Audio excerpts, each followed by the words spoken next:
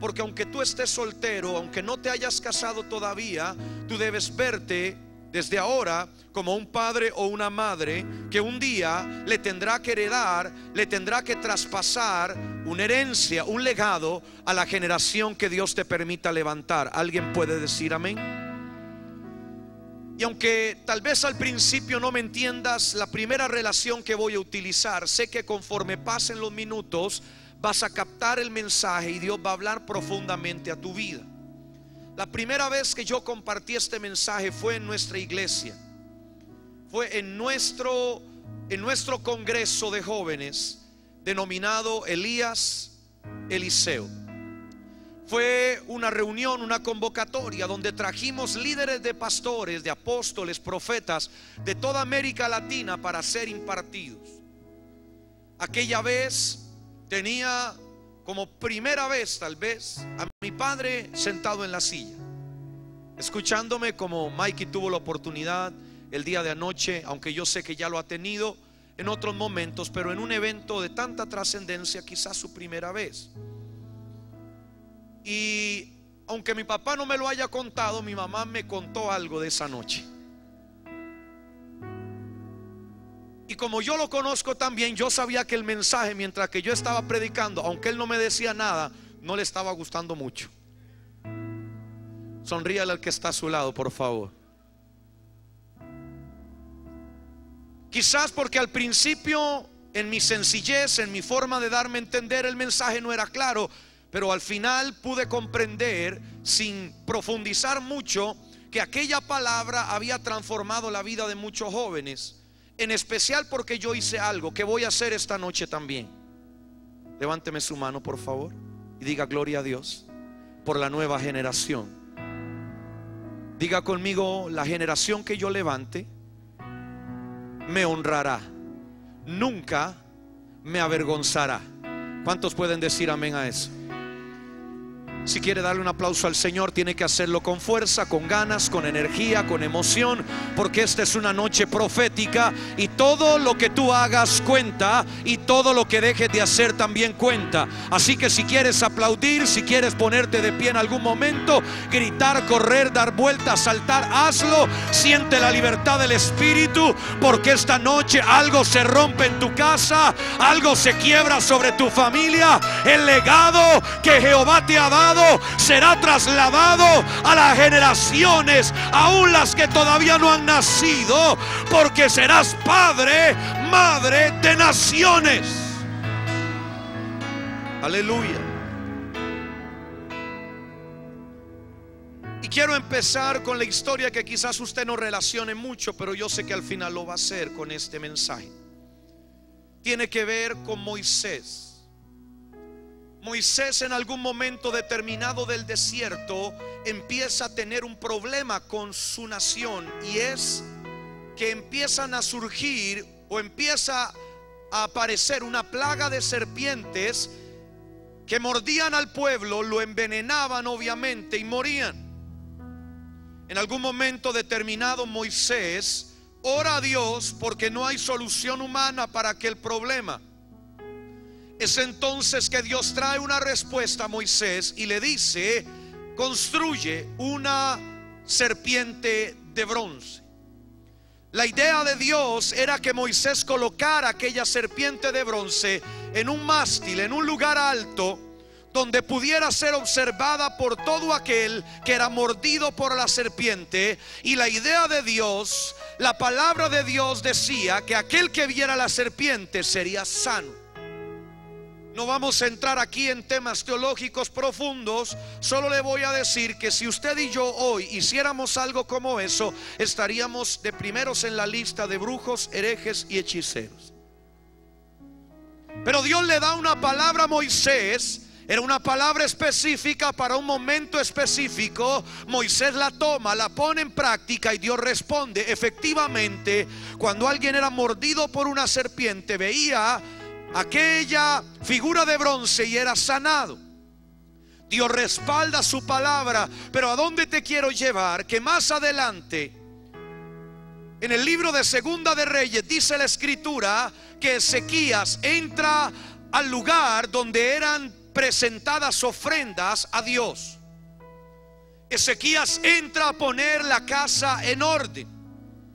Ezequías empieza a limpiar, empieza a acomodar y se encuentra a la misma serpiente de bronce que había edificado Moisés, pero había perdido su propósito, había perdido su diseño, había perdido su razón de ser, y ahora se había convertido aquella serpiente de bronce en un objeto de adoración del pueblo hebreo. Y dice la escritura que todos los israelitas le quemaban incienso a la serpiente, a la cual se le llamó Neustán.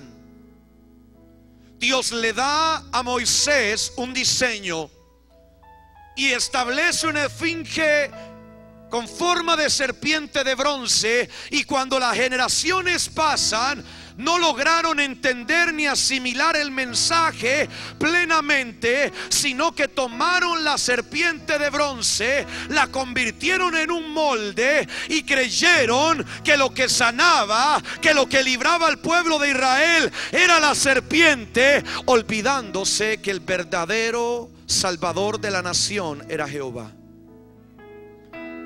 Aquella herencia que Moisés le deja a una nación, óigame esto, que para su generación fue para sanidad, restauración y libertad, sirvió para condenar a la siguiente generación. Levante su mano para que me entienda, porque lo voy a llevar a un lugar donde yo no sé si usted ha ido. Pero los padres apostólicos, los padres proféticos tienen que entender que si no saben cómo van a transmitir su legado, lo que pudo servirte a ti, lo que pudo ayudarte a ti, lo que pudo resolver tu situación en aquel momento de prueba o de dificultad, si tú lo que le heredas a tu linaje es un molde, mañana se convertirá en el objeto de oprobio, de vergüenza, de pecado y de idolatría, que trajo sentencias sobre una generación. Quiero llevarlo todavía más profundo al libro de Éxodo, por favor, si usted es tan amable. Quiero que usted vaya conmigo a la historia o a otra historia de Moisés. Lo que me enseña el libro de Éxodo 17. Usted conoce la historia, pero quiero centrarme en algo específico que Dios le da a Moisés. Dice la escritura que el hombre de Dios iba al frente de la nación, y en algún momento llegaron a un desierto, al desierto de Cis, y no había agua para beber. Y entonces aparecieron los cabezones que nunca faltan para reclamarle a Moisés que iban a morir en el desierto. Sonríale por favor al que está a su lado y dígale: los cabezones nunca faltan. Frótele la cabecita con cariño y dígale: qué bueno que tú no eres de esos cabezones. Los cabezones que nunca faltan se le aparecen a Moisés reclamando una respuesta. Moisés, dice la palabra, que va a la presencia de Dios y Dios le da un diseño. Diga conmigo: Dios da diseños. Diga: Dios no da moldes. Vamos, dígalo con fuerza. Diga conmigo: Dios da diseños, Dios no da moldes. Entonces Moisés toma el diseño. El diseño consistía en que tomara la vara, la llevara con él delante del pueblo y golpeara la peña de Horeb. Diga conmigo: Dios ordenó que Moisés tomara la vara. ¿Qué es la vara? Proféticamente, la vara no es solo un pedazo de madera. La vara representa la unción que Moisés había necesitado para transformarla en serpiente delante de Faraón, para cambiar el agua en sangre, para abrir las aguas que separaban a Israel de la libertad. La vara era el elemento que simbolizaba la unción de Moisés, la cual había sido necesaria para una temporada de su ministerio. Dios le dice: toma la vara. Pero también le está diciendo: toma la unción, toma tu recorrido, toma tu madurez, toma tus años de trayectoria, acércate a la peña de Oreb, al lugar donde ningún otro puede hacerlo, porque no hay otro que tenga una vara como tú. En otras palabras, no hay ningún hombre en toda esta nación que tenga el recorrido, el peso, la madurez, la unción que tú tienes. Toma esa vara y golpea la peña. Dice la escritura que la peña empezó a dar agua. Diga conmigo: la peña representaba la respuesta de Dios a un diseño bien desarrollado. En otras palabras, Dios le dice a Moisés: haz esto. Moisés lo hace y Dios responde. ¿Cuántos hombres y mujeres de Dios de trayectoria han visto milagros de parte de Dios en su ministerio? Levante su mano. Hombres de 20, 25, 30 años de ministerio que digan: yo testifico de que Dios es un Dios de milagros. Bueno, Moisés podía testificar a través de lo que Dios había hecho por su vara, que en el Dios que él había confiado, el Dios que él veía cara a cara, el Dios que se le había revelado en la zarza, era un Dios poderoso. Pero dice la escritura que tiempo después, ahora no en el libro de Éxodo, sino en el libro de Números, capítulo 11. Libro de Números, capítulo 11, por favor. Perdón, capítulo 20. Y concéntrese en el versículo 8. Ya lo voy a leer con usted. Capítulo 20, versículo 8 de Números. Pareciera, si usted revisa la historia, que se está repitiendo lo que acabamos de ver de Éxodo 17. Israel entra al desierto de Cis. En el desierto no hay agua, y los que nunca faltan vuelven a aparecer. Sonríale al que está a su lado. ¿Quiénes eran esos? Pregúntele. Contéstele usted: los cabezones que nunca faltan aparecieron.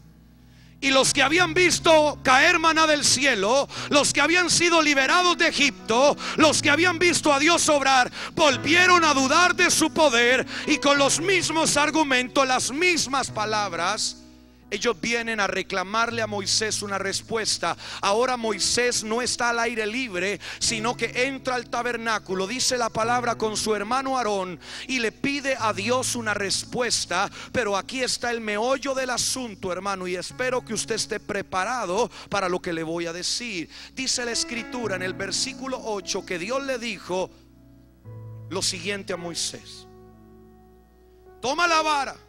¿Cuál vara? La misma de la que venimos hablando, y reúne a la congregación, tú y Aarón tu hermano, y hablad a la peña a la vista de ellos, y ella dará su agua, y les secarás y les sacarás aguas de la peña, y darás de beber a la congregación y a sus bestias. Aquí hay algo que, si usted lo lee con simpleza, tal vez ni se llega a dar cuenta. Yo he escuchado teólogos filosofar acerca de cuál fue la razón por la cual Dios desechó a Moisés, habiendo tenido que pagar un precio durante 40 años y dejándolo a las puertas de la tierra prometida. ¿Qué clase de Dios es en el que tú y yo confiamos, que puede hacerle eso a un hombre que después de haberse desgastado, después de haber luchado cualquier tipo de batalla que te imagines, deja a las puertas de la promesa a aquel hombre? Aquí está la respuesta. Dios le dice esta segunda vez a Moisés: toma la vara, pero ahora no vas a usar la vara. Diga conmigo: Moisés. Vamos, hermano, con ánimo. Diga conmigo: Moisés tenía que hablar a la peña. Tal vez para ti no represente nada. Yo te voy a decir qué es lo que representa. Dios le quería mostrar a una nueva generación que el asunto no dependía de Moisés, que el asunto no dependía de una vara, que el asunto no tenía que ver con un instrumento del pasado. Tenía que ver con que Dios quería desatar una nueva unción sobre su nación para el periodo que iban a comenzar. En otras palabras, Dios le estaba diciendo a Israel: con lo que yo te saqué de Egipto, no vas a poder entrar a la tierra prometida. De donde yo te saqué, la vara te fue útil, la vara hizo milagros, pero ahora yo necesito que le enseñes a una generación, que le muestres a una generación que el secreto no está en la vara. El secreto es estar atento, aleluya, es estar sensible, es estar receptivo a la revelación que está viniendo del cielo. No hay otra manera. Pero pareciera que Dios está jugando con la mente de Moisés, porque le dice: toma la vara. ¿Qué necesidad tiene Dios de decirle a aquel hombre que tome la vara? Hermano, parece que no hay necesidad, pero Dios le dice: toma la vara. De alguna manera Dios le está diciendo: vamos a avergonzar a la unción añeja, porque lo que viene es mucho mayor y más poderoso. Vamos a demostrarle a Israel que lo que yo le di en el pasado, que lo que yo le di ayer, no va a ser suficiente, no va a ser necesario para todo lo que yo tengo para ella.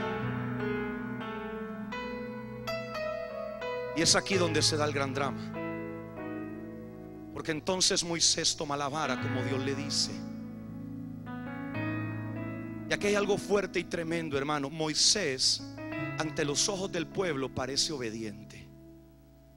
Él toma la vara igual que la primera vez. Y esto se pone peor. Moisés toma la vara y cuando se va a la peña, usted puede seguir leyendo, no la golpeó una vez, dice que la golpeó 2 veces la peña. Yo quiero ir más allá con usted. ¿Sabe cuál era el problema principal de Moisés? Que era tartamudo. Y Dios le estaba diciendo: háblale a la peña, Moisés. La unción de tu temporada anterior tiene que sacarte con otro lenguaje de donde estás. La unción que acumulaste en tu vida pasada, aleluya, pero no estoy hablando de hinduismo, en tu vida pasada ministerial, tiene que sacarte y llevarte a otra esfera. No te puede dejar igual, no te puede dejar igual de tartamudo, igual de discapacitado espiritualmente. Tiene que producir en ti algo. Y Dios lo que quería era enfrentar a Moisés, no solo con su vara, sino consigo mismo.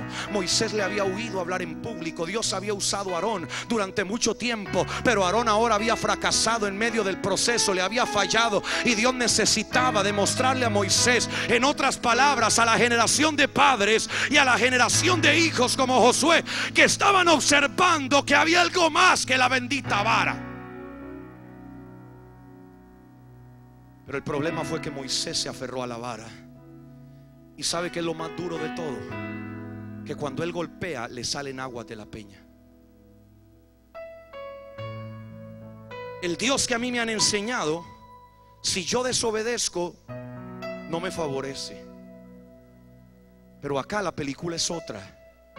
Moisés golpea la peña y produce exactamente lo mismo que el tiempo anterior. ¿Cuánta gente, cuántos ministerios se han quedado aferrados a una vara, se han quedado aferrados a ese pedazo de madera? No por causa de que Dios esté en el asunto, no por causa de que Dios tenga un propósito con lo que están haciendo, sino por causa de que le están brotando aguas de la peña. Levante su mano, porque quiero que me termine amando al final de esta noche. Y mésala así delante de su hacedor. Ahí usted me va a entender, hermano. Qué problema serio el de Moisés, que al golpear la peña empiezan a brotar aguas. Pero ¿cuál es el drama mayor? Que eran tantas las aguas que dice que hasta las bestias se saciaron. O sea que Dios no tenía problema con hacer brotar agua. Pero inmediatamente que ocurre el milagro, las palabras de Dios son: por cuanto no creíste en mí, Moisés. El problema no era que Moisés se había enojado. El problema no era que Moisés le había gritado al pueblo de Dios. Hermanos, si usted y yo estuviéramos ahí, seguramente no solo gritamos, hermano. Gente cabezona, necia, majadera, hermano, que hay que arrastrar hacia el propósito. Pero este hombre, a las puertas de su graduación, se quedó aferrado a la bendita vara y dijo: esta es la unción que me ha servido. Esta es la unción que me ha funcionado. Cuánta gente se sigue aferrando al mismo modelo de iglesia, al mismo modelo de culto, al mismo modelo de predicación, al mismo modelo de testimonio, hermano. Gente que te sigue hablando desde hace 10 o 20 años de lo que Dios hizo. Bendito sea el Cordero de Dios. Pero ¿sabe lo que quiere esta generación? Que usted como padre, que usted como madre nos enseñe que el Dios de ayer es el Dios de hoy y será también el mismo Dios mañana. Vamos, dígale al que está a su lado: algo tienes que modelar, aleluya. Algo tienes que reflejarle a tu casa si tú quieres transmitir un legado. Algo tienes que evidenciar en tu casa, no en el púlpito, no delante de la gente, no frente a la cámara de tele. Algo tienes que modelar en tu casa cuando nadie te ve, cuando se apagan las luces.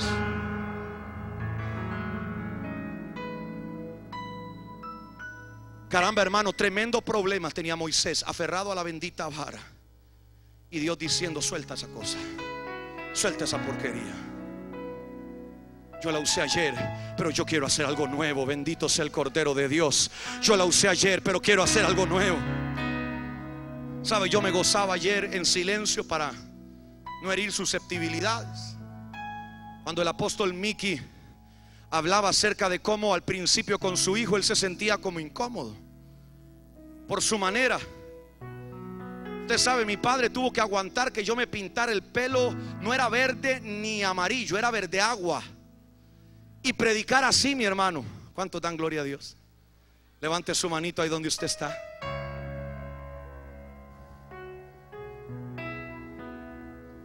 Rojo y negro también, hermano. Yo era tremendo.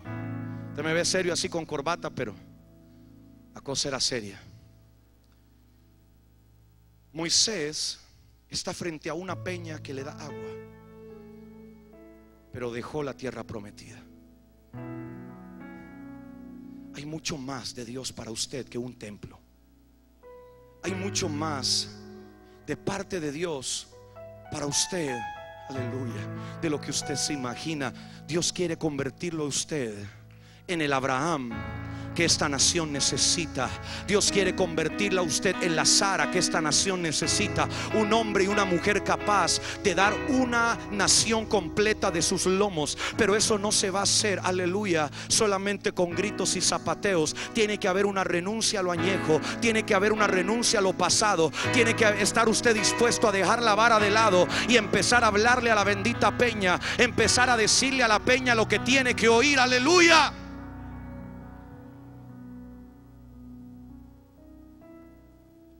Y a pesar de que Moisés es la historia triste, quiero contarle una buena historia.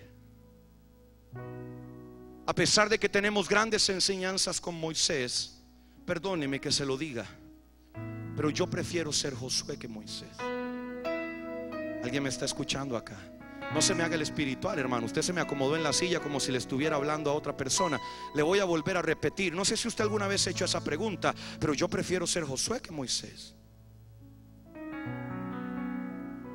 Moisés recorrió todo un camino y quedó hasta la punta y no pudo completarlo.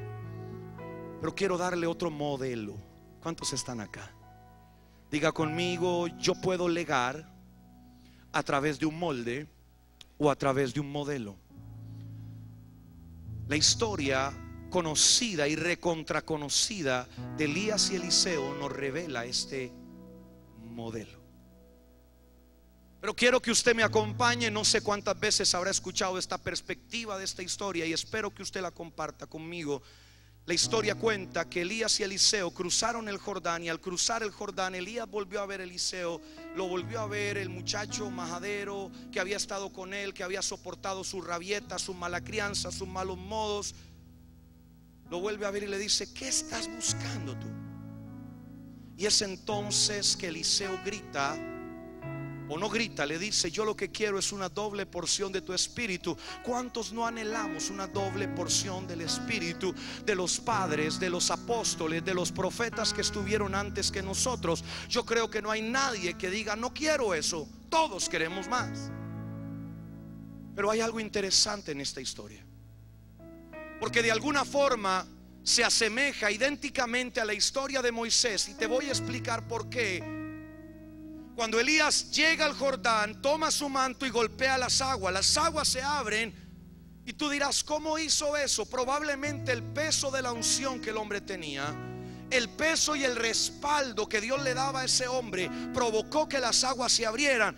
Pero aquí hay otra parte en la historia que se parece a lo que hizo Moisés, solo que con dos figuras. Dice la palabra que cuando Elías iba siendo arrebatado en un carro de fuego, Eliseo gritó: Padre mío, carro de Israel y su gente de a caballo. Y aquel manto cayó del borde del carro a los pies de Eliseo. Eliseo toma el manto, y perdóneme si soy demasiado sincero con usted, pero si yo hubiera sido Eliseo, yo no me busco el Jordán, hermano, para golpearlo. Yo primero me busco un río bien chiquitito y donde nadie me esté mirando, para ver si el manto funciona. ¿Alguien me está siguiendo acá? Pero Eliseo se fue a buscar el río Jordán, el mismo que había abierto su padre espiritual. Y no solo eso, ¿sabe qué dice la palabra? Que los hijos de los profetas de Jericó estaban mirando lo que había sucedido entre ellos. Ellos estaban mirando qué iba a suceder, qué iba a ocurrir. Eliseo toma el manto y se dirige a las aguas del Jordán, y al igual como su padre Elías, las golpea y las aguas se abren. La pregunta es, ¿por qué a Eliseo se le abrieron las aguas y entró en la doble porción de su ministerio, repitiendo el patrón que había hecho su padre? ¿Y por qué a Moisés, que hizo lo mismo, que reprodujo lo mismo, Dios lo cercenó? ¿Por qué? ¿Por qué aquel que repite un patrón como Eliseo de su padre, Dios lo bendice con la doble porción, y al otro lo sacan de su llamado? Déjeme decirle dónde está el secreto. Dice la escritura que Eliseo, a diferencia de Elías, se paró a la orilla del río Jordán, y antes de golpear las aguas, dice la escritura literalmente que él volvió a ver al cielo y gritó a voz en cuello: ¿dónde está Jehová, el Dios de Elías? Aquella generación nueva entendía que tenía el manto, tenía la unción, tenía el legado, pero si Jehová no estaba con ellos, no se abrirían las aguas. Aquel Eliseo entendió también que tenía el manto, tenía la unción, y si Jehová estaba con él, aquellas aguas se abrirían de par en par. Eliseo accionó la llave.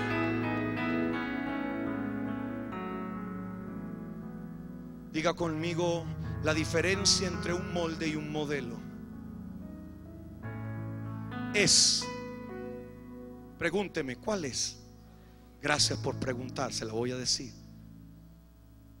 Un molde, cada vez que tú quieras reproducir algo, te va a dar exactamente lo mismo. ¿Cómo le llaman aquí? Torta, queque, pastel, ¿cómo le llaman? Torta, bizcocho. Si usted hace un bizcocho con un molde cuadrado, 2 veces, ¿le saldrá redondo? ¿Le saldrá más grande? ¿Le saldrá mejor? Le saldrá exactamente igual. El molde te aprisiona, el molde te limita, el molde te hace ir en contra de ti mismo, el molde te frustra, el molde te demanda pero no te da nada. En cambio el modelo, amado, el modelo que te refleja, que te muestra, que te revela quién es el Dios que ha confiado tu padre, y el mismo Dios que permanecerá contigo, el mismo Dios que dice Malaquías, aleluya, que haría volver el corazón de padres hacia hijos y de hijos hacia padres, bajo la unción de Elías. Aquel profeta joven golpeó las aguas y Dios se las abrió, porque reconoció que el secreto no estaba en el manto. Aleluya. ¿Sabe qué fue lo que yo hice aquella primera vez que prediqué esto? Yo le pedí a mi papá un favor y se lo voy a volver a pedir. Le voy a pedir que me preste su saco, por favor, un segundo. Pero yo quiero que usted vea algo.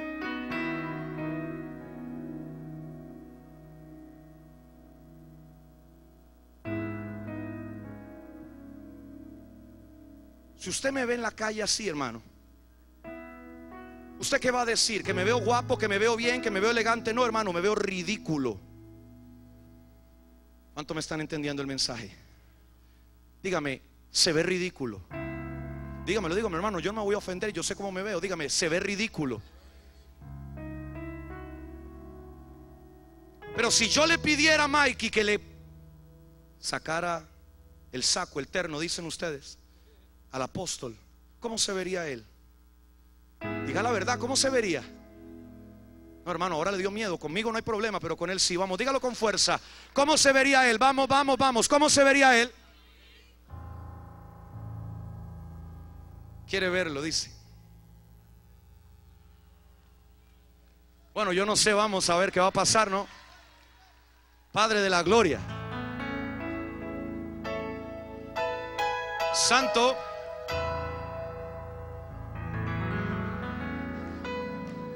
¿Cuánto vale ese saco? Aleluya.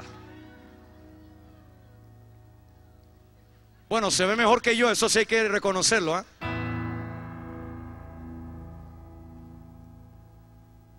Pero a pesar de que me pudiera ver ridículo, hay padres que están obsesionados en transmitirle un molde a sus hijos. Están obsesionados en transmitirles un evangelio, un cristianismo como el de hace 20 o 30 años, hermano. Y yo sigo creyendo exactamente en el mismo ayuno, la misma oración, la misma palabra. Pero yo no quiero quedarme, aleluya, con la simple porción. Yo quiero una doble porción del Espíritu de Dios. Yo no necesito, oye, y quiero decirlo con respeto, yo no necesito que tú me digas cómo hacerlo. Yo necesito que tú me muestres al Dios que te enseñó a ti a hacerlo. Alguien está aquí conmigo en esta reunión y me está siguiendo el mensaje. Yo no necesito que tú me obligues a adoptar un patrón como el que tú adoptaste, aleluya. Yo necesito que tú me modeles al Dios que a ti te convenció, que a ti se te reveló, que a ti te mostró, aleluya, el camino. Yo necesito saber quién es ese Dios. No hay otra manera en la cual Eliseo estuviera tan convencido que aunque su padre se hubiera ido, aunque ya no estaba con él y solo el manto tenía, eso no era suficiente. No alcanzaba el bendito manto, hermano. Sonríame de nuevo, por favor.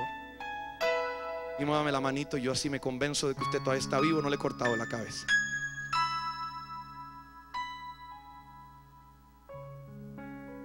La palabra me revela este profeta. Y quiero soltarle algo más, porque esto podría parecer un mensaje solo para la generación de padres, y yo no puedo ser tan orgulloso. También hay un mensaje para la nueva generación.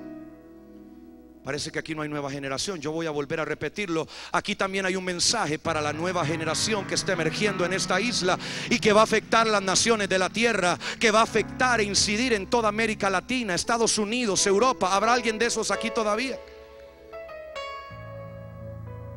Cuando Eliseo se va, cuando Elías se va, antes de irse le dijo a su discípulo: cosa difícil has pedido, pero si lo miras, lo recibes. Eso no son simples palabras, hermano. Elías le está diciendo a Eliseo: lo que tú quieres no se alcanza solamente con un apellido. Y me lo estoy diciendo a mí mismo.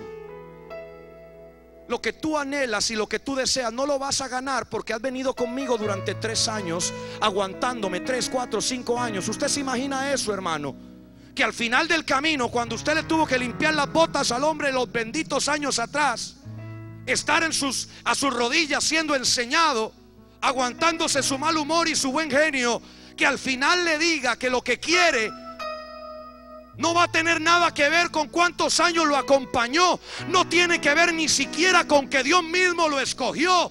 Él necesita que sus ojos se le abran.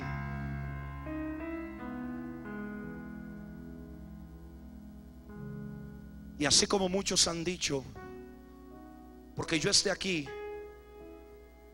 no es porque solamente otro tuvo que hacer el trabajo. Alguien me está escuchando. Hermano, yo soy hijo de pastor y usted tal vez cree que yo no sé lo que piensa la iglesia. Hermano, yo sé lo que piensa la iglesia. Vuelva a levantar su mano, mésala allá adelante. Aleluya.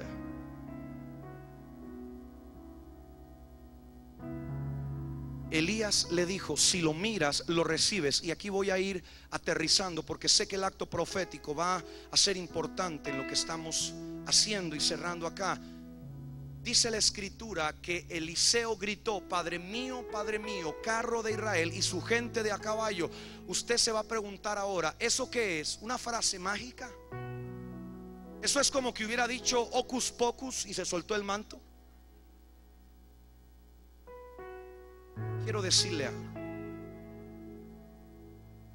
Cuando Eliseo cruzó el Jordán, llegó a la generación de profetas en Jericó. ¿Y sabe qué le dijeron ellos? Le dijeron: déjanos ir a buscar a tu maestro, porque lo ha arrebatado un torbellino. Diga conmigo: una cosa es un torbellino y otra cosa es lo que Eliseo vio. Dice la palabra que aquellos hombres estaban tan majaderos pidiéndole a Eliseo que los dejara ir a buscar a Elías, porque lo había lanzado en alguna parte, en algún lugar lo había tirado el torbellino. Eliseo les decía: no vayan. Eliseo les decía: no vayan, no pierdan su tiempo, no tienen nada que ir a hacer. Y dice que se ruborizó, se avergonzó de la necedad de aquellos hombres y les dijo: está bien, vayan. Volvieron y no encontraron nada. ¿Sabe lo que eso me revela? Que en una generación pueden haber un montón de hombres y de mujeres viendo torbellinos por todo lado, pero hay solamente una parte de esa generación que no está viendo torbellinos, que está viendo el carro de fuego de Jehová, que ha venido a presentarse en su tiempo. Yo no sé si usted ya me está entendiendo, pero para que la nueva generación tome el lugar que le corresponde, necesita arrebatar el nivel de revelación que sus padres obtuvieron para estar donde están. Porque, hermano, yo le voy a decir algo: qué lindo es ver a Cash Luna y decir: yo quiero estar en ese estadio. Pero ¿cuántos alguna vez decimos: Padre, dame la revelación que tiene ese hombre para llegar ahí? ¿Aló? Yo quiero el nivel que tiene aquel profeta, aquel predicador, aquel evangelista que llena estadios, que hace milagros, que predica, que enseña, que llena auditorios. Yo quisiera eso, pero antes de llegar a eso, tú necesitas arrebatar la revelación, aleluya, que Dios te está dando a ti de primera mano. Levante su manito ahora sí y mésala delante del Señor. Hoy tú tienes que tomar una determinación en tu vida: o construyes un molde o le das a tu generación un modelo. Un modelo que tiene el riesgo de que lo hagan como tú quieres o como tú no quieres, como a ti te gusta o como a ti no te gusta. Ese riesgo representa que vas a tener que dejar de controlar.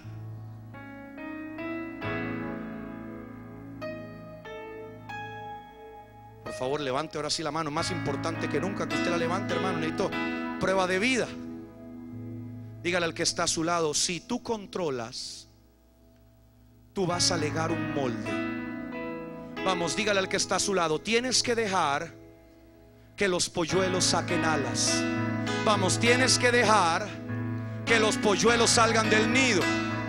Vamos, dígale: si tú confías en tu Dios, confíale tus hijos al Dios que te llamó. Aleluya. Ahora póngase de pie, por favor.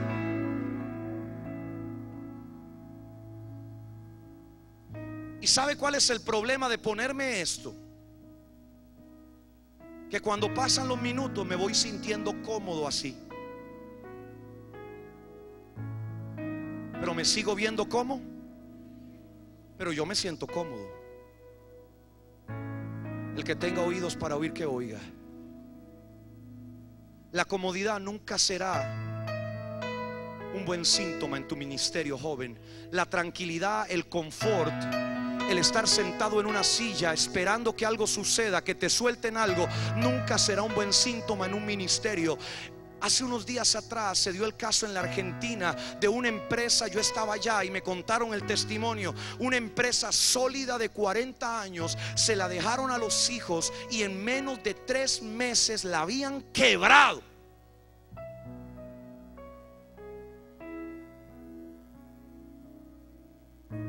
El Señor está en medio de nosotros. ¿Cuántos dicen amén? Y Él quiere hacer algo especial en esta noche. Y no necesito 1000 palabras más para hacerte entender el sentir de Dios sobre ti en esta noche. Algo tiene que cambiar cuando tú salgas de este lugar. Yo no quiero con esto hacerte sentir mal como ministro, como líder. Yo sé que Dios te dio un legado. Yo sé que Dios te dio una visión. Yo sé que Dios te dio algo poderoso en tus manos. Pero la pregunta es: ¿qué vas a transmitirle a la nueva generación? ¿Qué es lo que vas a dejarle a tus hijos cuando mueras, a tus nietos? ¿Qué se va a escribir en las páginas de la historia? No en la tierra, sino en el cielo. ¿Qué le vas a dar? ¿Un manto con doble porción o una vara que no sirve para nada? Oiga, hermano, porque la vara tenía su historia. La vara podía estar en un museo. Probablemente si Josué vendía la vara, le iban a dar su buena plata, hermano. Pero eso no le alcanzaría para legarle a la siguiente generación el diseño de Dios. Y quiero dejarlo pensando en esto. Dice la escritura que Dios, cuando Elías estaba en la cueva, le dijo: úngeme a 3, a Hazael como rey de Siria, a Jehú como rey de Israel y a Eliseo como profeta en tu lugar. ¿Sabe lo que Dios le permitió hacer a Elías? Solo una cosa. La pregunta es: Dios se volvió loco que le da una orden a un hombre y no le permite completar el diseño. Porque Elías no se murió por una enfermedad, no se murió por desobediencia. Dios lo arrebata de la tierra, pero Dios le dijo: úngeme a 3, y solamente unge a Eliseo. Si tú revisas la historia, dice la palabra literalmente que Eliseo es el encargado de ungir a Hazael como rey de Siria. Y Eliseo levanta a una tercera generación profética que no se registra su nombre, que termina ungiendo a Jehú como rey de Israel. En otras palabras, para que Dios complete lo que se necesitaba hacer sobre un hombre, ocupó 3 generaciones. O sea que no va a ser suficiente con que tú metas a tu hijo en un lavacocos y lo obligues a aprender tus mensajes, lo obligues a hacer las cosas como a ti te gustan. Porque él también tiene que aprender, como aprendió Eliseo, que tenía que dejarle el mismo legado de atrás a la siguiente generación. Eliseo no tenía otra manera de saber que había que ungir a Jehú como rey de Israel, si no era por la boca de Elías, que había escuchado las palabras de Dios en la cueva. Y voy a rematar diciéndole esto, y espero que lo pueda bendecir. ¿Sabe quién fue Jehú? La 4ª generación. ¿Sabe quién fue? Dice la palabra que él entró a Jerusalén y se encontró al peor enemigo que había tenido Elías. El que tenga oídos para oír, que oiga lo que dice el Espíritu Santo. Lo que tú no hayas derrotado, lo que te haya hecho correr, lo que te haya atemorizado, lo van a derrotar tu descendencia. Y dice la palabra que Jehú entró y gritó: ¿quién está conmigo? 4 generaciones, hermano. Y entonces 12 eunucos que representan la unción que no se ha contaminado, que representan la generación que se ha guardado del pecado, que se ha preservado de la maldad. Los eunucos toman a Jezabel de las vestiduras y la lanzan por el muro. ¿Y sabe qué terminó diciendo Jehú? Así sucedió como lo dijo Elías. Te lo voy a volver a repetir. Cuando Jezabel fue derrotada, Jehú no se echó las glorias a sí mismo, no se recordó de su fuerza, no se recordó de Eliseo. Él dijo: así como fue profetizado por Elías, así le ha sucedido a la enemiga de Dios. Apóstol, acérquese por acá para guiar el acto profético. No quiero orar si no es parte de lo que usted quiere hacer. Creo que el corazón de la gente está listo. Eso es. Vamos a quédese de pie así. Más bien para poder cerrar nuestra cumbre. Hay una escritura en Isaías 5.